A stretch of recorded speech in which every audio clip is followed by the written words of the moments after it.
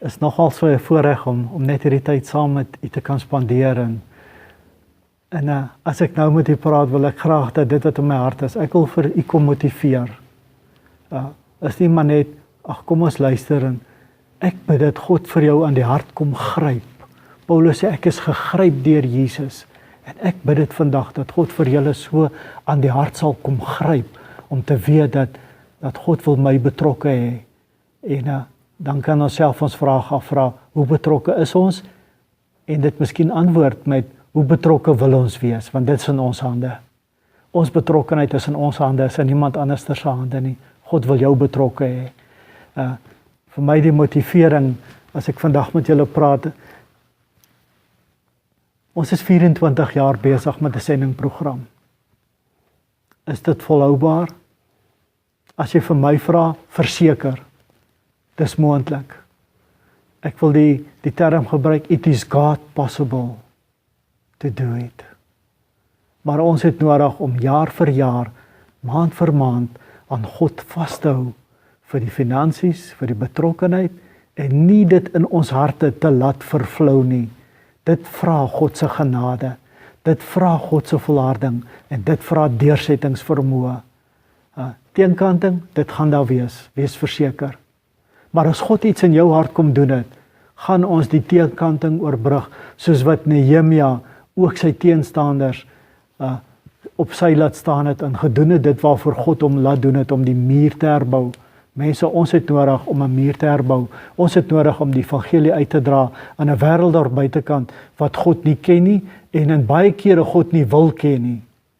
Dis die wêreld waarin ek en jy staan, waarin God vir ons kan gebruik om 'n verskil te maak. God hou 'n gemeente se finansies in stand wat 'n hart het vir die wêreld. Ek wil sê met 'n dik rooi pen kom onderstreep vandag, hoor wat ek vir julle sê. God kom hou 'n gemeente se finansies in stand wat 'n hart het vir die wêreld. Daar kan moeiliker tye kom, maar God sal vir julle deurdra.